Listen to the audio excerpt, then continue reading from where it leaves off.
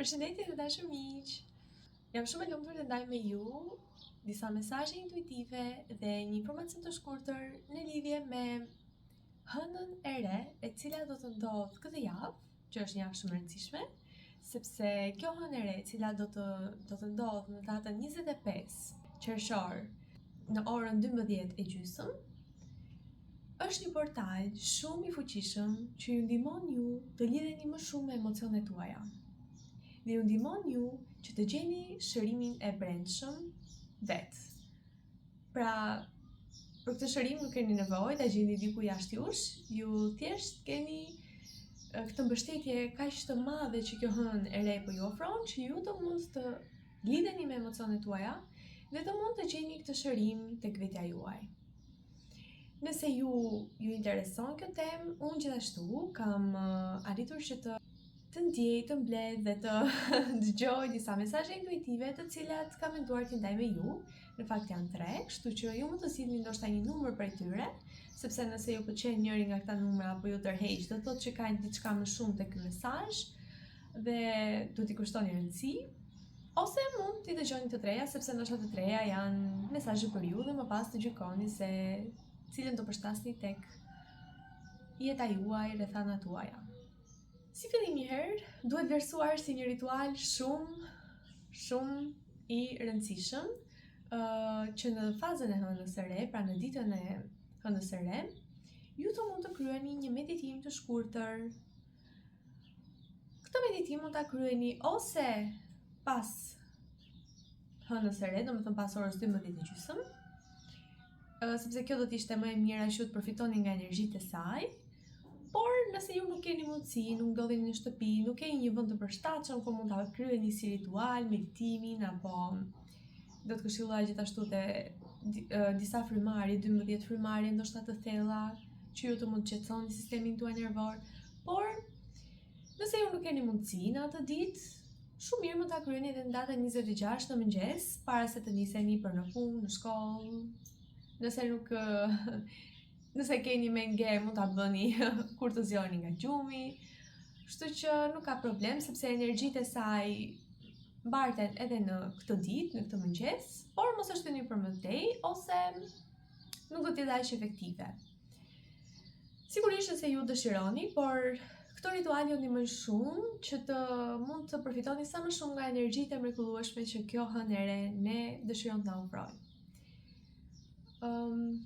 Hënat e reja, unë kam bërë një video, janë të gjitha rreth manifestimit të ideve të reja, të fillimeve të reja.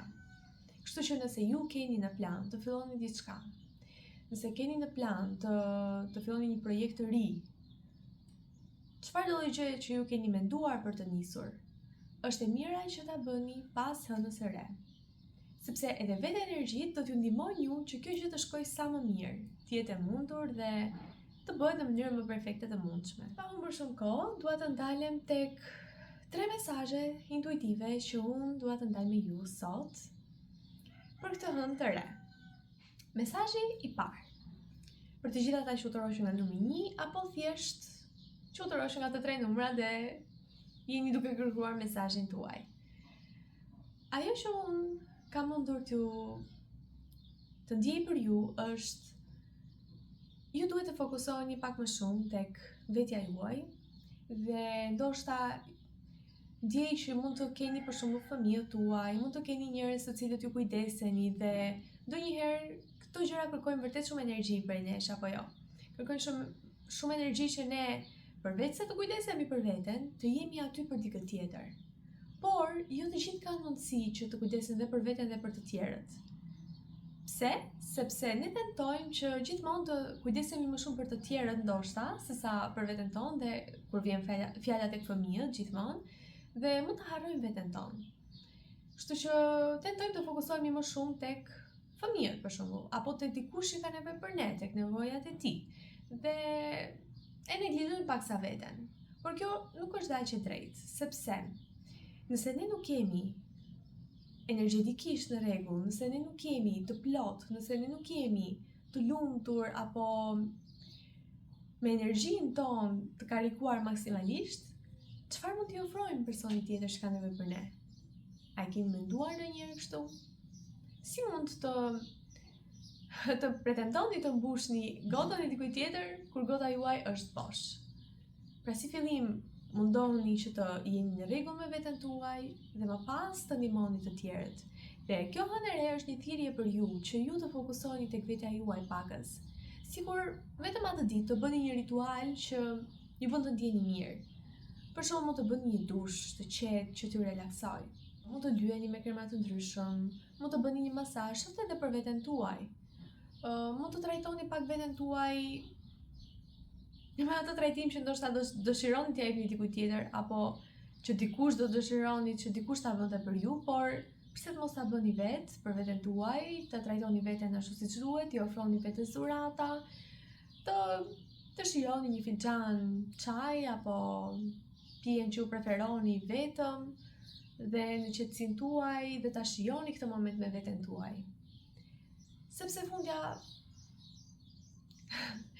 ju përsëri do t'jeni aty për të tjerët, por ky mendoni që është karikimi juaj, që ju t'jeni sa më të plot dhe sa më energjetik dhe sa më optimist dhe sa më të lumtur që t'i ofroni sa më shumë gjëra të bukura individëve që kanë nevojë për ju. Dhe më besoni që është gjë e dur që duhet bërë, mos mendoni që është humbje kohe, madje është fitim kohe shumë i madh, sepse do të kryeni më shumë detyra më pas dhe më shumë punë dhe do të jeni më shumë produktiv nga sa ishit përpara se të bëni këto rituale për të kujdesur për veten. Mesazhi numër 2. Mesazhi numër 2 lidhet me energjinë që unë kam ndier në lidhje me disa bashkëpunime të ndryshme që ju mund të jeni duke menduar të bëni. Dhe koha e dur është pikërisht pas kësaj hëne të re. Sepse ofron mundësi shumë të mira që ju të bashkëpunoni me individë të tjerë, ofron mundësi shumë të mira në rast se ju jeni duke manifestuar shoqëri të reja, lidhje të reja, një partner të ri, ortak të ri në biznes, apo projekte të reja, bashkëpunime të reja në punën tuaj, në fushën ku ju punoni, e të tjerë. Pra, të gjitha këto lloj situatash që kanë të bëjnë me bashkëpunimin dhe me kooperimin së bashku, ndoshta edhe në një grup më të madh njerëzish. Ajo që unë di për ju është që ju mund të ndjeni një lloj shtyse që të bashkoheni drejt një grupi të caktuar, por keni edhe atë frikën që të dilni nga zona e komfortit. Kjo energji do t'ju ndihmojë, energjia e hënës së re do t'ju ndihmojë shumë që ju ta bëni këtë hap dhe ju të shkoni drejt asaj që ju po ndjeni, por ndoshta keni frikë. Dhe të bashkëpunoni me disa individ që ndoshta thjesht nuk e dini që mund t'ju sjellë ndonjë benefit, por do të jetë shumë fitimprurse. Kështu që është një po dhe një dritë jeshile për të gjitha këto. Dhe gjithashtu, një tjetër mesazh që unë po ndjej tani është edhe ndoshta keni haruar të kaloni pakës kohë me njerëzit e zemrës dhe jeni fokusuar shumë tek puna apo tek shumë gjëra të tjera që ndoshta ju harxojnë energji, por nuk ju bëjnë dash të lumtur, sepse normalisht koha me njerëzit e zemrës ju bën vërtet shumë të lumtur. Mendoj që dhe ndjej për ju që këshilla më e mirë është që në këtë ditë të paktën apo ta konsideroni në vazhdimsi që të jeni më të balancuar dhe të dini domethënë kur është koha për të punuar dhe kur është koha për të qenë pranë njerëzve të zemrës, dhe kur është koha për të bërë diçka kreative, dhe kur është koha për të qenë në qetësinë tuaj. Pra të jeni në balancë, sepse kështu jeta është më e bukur dhe kështu ju jeni më energjetik, më produktiv. Për shembull në punë, e keni mendjen vetëm tek puna, mbyllni gjithçka dhe më pas e lini punën tek puna. Kur jeni me familjen, nuk mendoni më për punën, sepse çdo gjë e keni mbyllur. Dhe jeni me familjen dhe shijoni vërtet këtë ndjesi apo këtë moment. Nëse më pas jeni me veten tuaj, shijoni këtë moment me veten tuaj, mund të mendoni, mund të lexoni një libër, mund të pini një pije të mirë që ju shijon, dhe shumë si këto. Por ky mesazh lidhet me grupet, me familjen, me njerëz të dashur që ju ndoshta i keni neglizhuar paksa, por duhet kaloni pakës kohë me ta. Mesazhi numër 3. Kjo hënë e re për ju ofron një mundësi të fuqishme që ju të manifestoni të ardhura, më shumë të ardhura dhe më shumë të mira në jetën tuaj, prosperitet, mirëqenie në të gjitha fushat e jetës. sepse shpeshherë ne mund të ngatrojmë mirëqenien e prosperitetin duke menduar që ka të bëjë vetëm me të ardhurat dhe me mjetet monetare.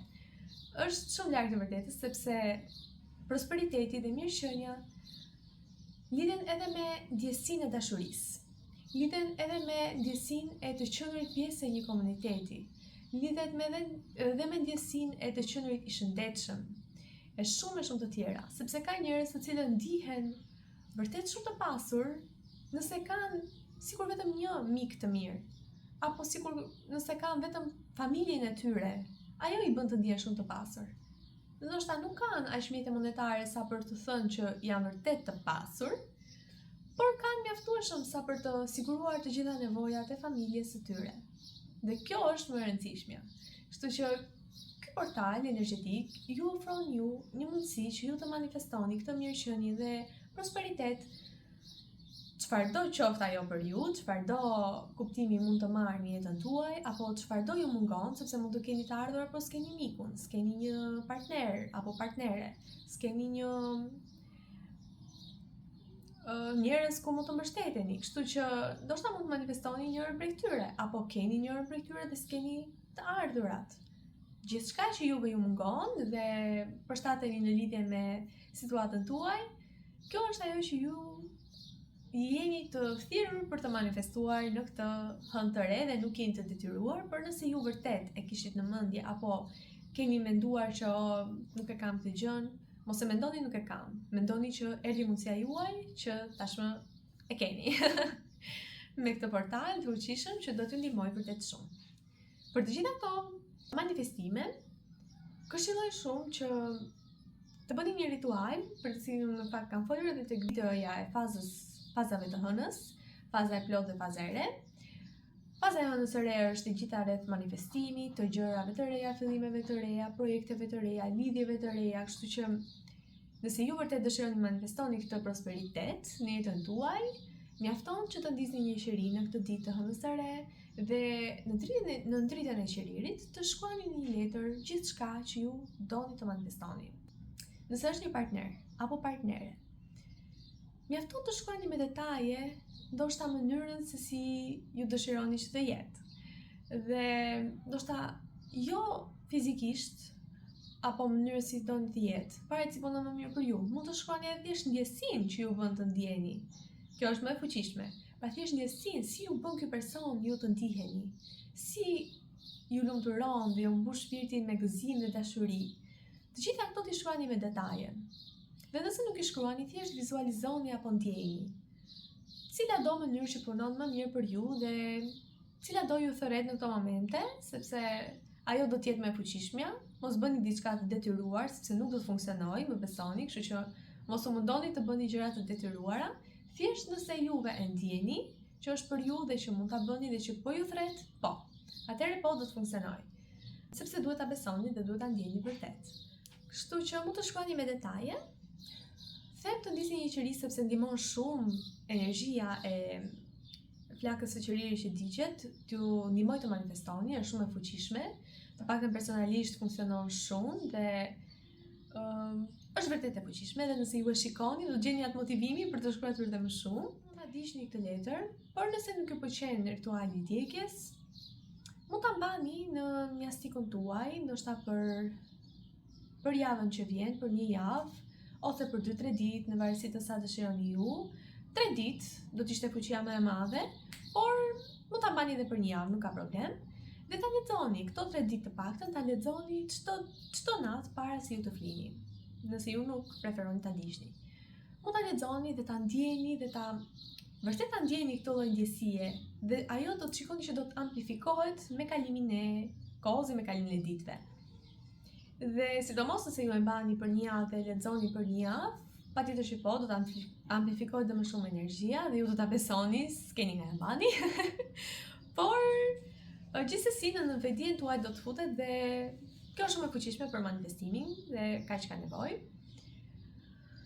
Më pas ju thjesht e lini të shkojë dhe mos u merrni më me të, sepse nuk duhet të fokusohemi shumë tek manifestimi. Është si të thuash, ka mbjell një far dhe po i rritet koka tani, kur do dali, po ashtu do duket si një përjetësi dhe e mira është ta lini t'i bëni punën dhe shërbimin e duhur dhe ta lini të mbi vetë, sepse fundi ajo nuk e dini kurse kur ajo do të mbi.